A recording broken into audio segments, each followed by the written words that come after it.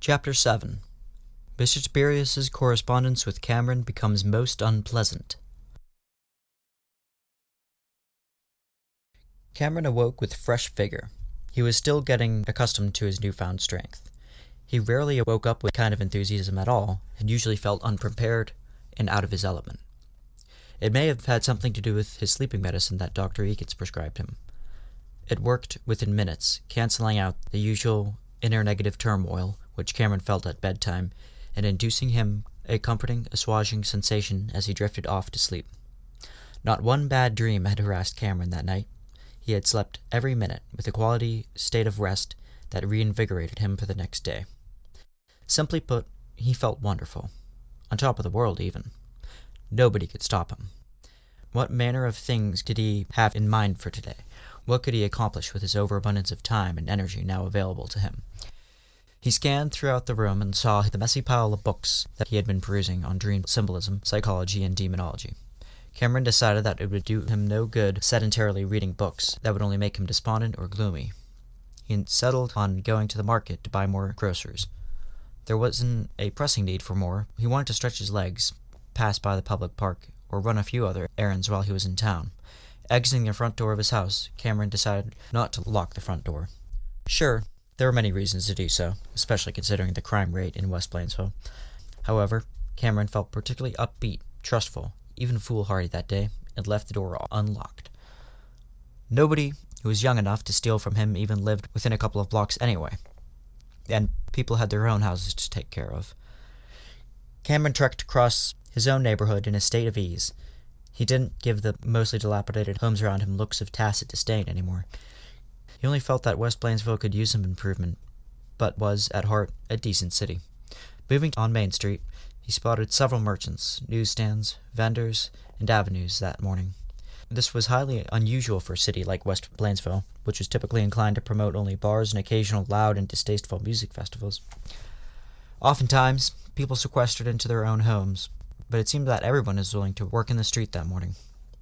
When he reached Main Street, he saw attached lamppost a sign that read, West End Farmers Market. Cameron had never heard of such a thing. If any kind of significant event would occur in West Plainsville, it would probably be advertised via the outside scuttle around town in posters and flyers, but this particular occasion must have been entirely word of mouth. Either way, Cameron decided to buy all, or at least whatever he could of his groceries, here instead. He scanned the aisles of vendors in search of fruit. Instead, unexpectedly found Cecil in the line to an apple stand. She was a bit difficult to recognize at first because her hair was tied up and she wasn't in her formal work clothes. He was accustomed to seeing her only in a blazer and plaid. He felt considerably more poised that morning and opted to approach her. "Hello, Cecil," he said elatedly, waving his arm at her. She turned around, holding a basket in one hand and a cup of coffee in the other. She wore the same pleasant, salving smile she always did. "Oh, hello, Cameron. How are you?" she said, looking mildly surprised as she set down her basket to wave back. "I'm fine. Well, you know what? I'm actually great. I feel great. And it might be one of the best days I've had in a while," Cameron said exultantly before realizing how sappy he might have sounded. "That is great, Cameron. I was always hoping you'd find something that would make you happy." "I'm glad you found it," said Cecil, who was about to pay for groceries. "I'm not even sure I found it yet, but I'm definitely happy. Happier than I was at any rate. Maybe being free from Mr. Singer's dungeon for 4 days might have something to do with it." Cecil let out a lively, healthy laugh. It was good to hear people laughing, genuinely and not through a constrained, forced choke, thought Cameron. His workplace was littered with contrived laughter and premeditated, obdurate jokes meant simply to offer the false illusion of a harmonious atmosphere. "Well, I've always got the job satisfaction I was looking for. By quitting, I was kidding myself that it would work out. You're probably confused, which is understandable. After all, I seemed really content with my job the last time we spoke, but I was holding everything back. It's weird how much we Plainsvillers put up with the things we clearly don't like. I just couldn't put up with my supervisor's domineering tactics anymore, so I left. Now I'm on my way to starting my own firm. I just filled out the paperwork today." "Wow," Cameron exclaimed. "That's wonderful. You didn't get any penalty or withheld pay for quitting?" I know our company can be ruthless. Yes, but it was worth it. The job wasn't doing it for me at all. No one deserves to be held under water for that long without air. It simply isn't natural to be stuffed in that environment with poor lighting and air and attitudes. I could do without it. Look at you. You've been gone less than a week, and you're already beginning to look more alive than I've ever seen you. Really? Cameron asked, genuinely surprised that he had received that compliment, then wondering if it was in fact a compliment. Yes. You've always looked so unhappy there, as if you've had the weight of the world on your shoulders. Everybody needs a break eventually. It just so happens your time is now, she said with an understanding expression. I agree completely, said Cameron, reaching for his glasses to shield his eyes from the strength of the sun. But if anybody is to blame, it's me. I should have taken better care of myself. But this job is so demanding, it's like I'm barely getting by. Maybe you just have the right idea, and I'm just too chicken. You aren't. You're just confused about what direction to take. It's all right. I was too. But now I've ended up going with my gut, and it feels tremendous. Don't worry if you don't have a distinct plan in your head, because we all know that life can't be anticipated. 2 months ago, I had no idea I'd be about to run my own company. Cameron winced slightly. The phrase, go with your gut, made him mildly uncomfortable. He couldn't remember the last time he had actually gone with his gut, aside from standing up to Mr. Singer, which didn't feel like his own doing at all. He had always planned out almost every last avenue of his life up until now. Whatever he had in his mind for the future, he rarely failed to supply a contingency plan in case it failed. Now, here he was planless, so to speak, and without a fundamental framework on how to live his life. But he didn't dare to appear so vulnerable in front of Cecil, of all people, so he hid his thoughts. I suppose you're right, but I don't think I'll ever not have a plan. I've always had some idea of what I wanted to do and how I wanted to do it. Now I'm just stunned by the amount of freedom that I feel. That's not that the people around me changed, although they have to some degree. It's just that my own individual perspective on the whole grand scale of life is altered drastically, and now I feel nothing but freedom, but too much freedom. It's like I'm enveloped by cascades of it. That's how free I am. To simply put into it without giving any thoughts just doesn't seem right. To spring into the future without looking toward the admonitions of the past would be fatal. We have to understand that in order to succeed, we must sometime exhume the souls of the dead, gaze into their opalescent, pale eyes, and attune ourselves to the faint gasps and whispers of their subdued breaths permeating through eons of time. Cameron spoke with such sudden ardor that Cecil was taken off guard. It was almost like the words just poured out of him, especially the last phrase, which he uttered with a slight change in accent. Yes, I see what you mean. There's definitely a unique way of thinking about it. There certainly was a lack of freedom at our company. Add to that the stifling atmosphere, negative attitudes, and poor management, and you have a bona fide recipe for disaster. I sincerely believe that one ought to do what one loves. Otherwise, life is a series of one miserable event after the other. We've got to be honest with ourselves. I wasn't, and I was hurting because of it. Although I'm still far from perfect, I'm at least free, like you said, to choose my own happiness or my disaster if I want. That's what sets us apart from the other animals, right? Our ability to choose. Cameron was impressed not only by her good-naturedness, but her considerable depth as well. She wasn't simply reciting platitudes, but speaking her mind candidly, prudently. Though she wasn't entirely flawless, she was astute, always engaging, and she presented the best qualities of herself, and was a formidable force in conversation, someone you could contend with. Yes, I understand it completely. The rest of the living creatures have their meaning ingrained in them, to survive and reproduce. That's it. We humans have this severe onus of free will and conscious self-awareness, which engulfs us in an endless host of existential issues. We think we've figured out the brain, but it's a mystery to be analyzed among the stars of the cosmos, an enigmatic conundrum shrouded in nebula. We each have our own qualia through which we subjectively perceive the world, but it really depends on us to exist. And if all of it exists as idea in our mind. Kant suspected that only the thing in itself didn't depend on us perceiving it. It was a noumenon, which couldn't be known objectively. All is vain interpretation. Science hasn't even begun to scratch the surface of it. Yet we can still maintain reason. We can still persevere in logic and rationality. We must not be stultified by the alarming comprising compromise of a lack of faith, a fallibilism of so many positives that never cease to make me reel with revulsion. Again, Cameron felt these words were not his own. It felt as if someone else were talking through him. But Cecil was enamored.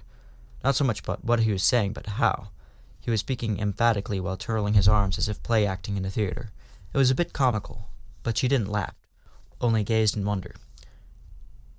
"I'm sorry," Cameron said, regaining sobriety. "That's probably sounded really pretentious." "No, it wasn't," Cecil stated earnestly, forming her face into a worried expression. "I really liked what she had to say about the mind being just as, if not more, mysterious than the stars. It really rang true. I'm baffled by my own mind sometimes. Sometimes I'll look up at the stars and spot certain constellations and recognize little shapes and patterns. It's just like our mind. There's a deep, profound complexity to it. That's why psychology and the scientists have only just begun to figure it out. We have always put so much faith in the sciences, but it cannot offer us a way we ought to live. It's constantly confusing us. We will swear we want nothing more than to love our families, to work hard and be upstanding people, but the very next moment we'll contradict ourselves. We'll upset the ones we love most. We'll promise ourselves to be hardworking and ambitious, but the next day be lazy and unmotivated. One hour we'll emphatically declare some doctrine or hypothesis to be bona fide truth, but then the next morning, when our mind recharges from our ego and sees clearly, we'll think entirely differently, even relinquishing that idea entirely. We'll break rules out of spite." Cameron listened to Cecil in a dreamlike state, not immediately aware of his surroundings, as if they were embodied in a soft haze. "There's so much going on in our heads that we don't know about," Cameron said bluntly. "The superego will drive us to be moral, yet it is constantly working against us. We see what we want to see. We cherry-pick our own truth. The essence of reality is far much for us to bear. We are like those bound in Plato's cave who see shadows cast on cave walls and falsely believe them to be real. There I go on another tangent. It's no problem. I can't remember the last time I had a conversation that was as engaging as this," said Cecil, smiling keenly. "Listen," Cameron began tentatively.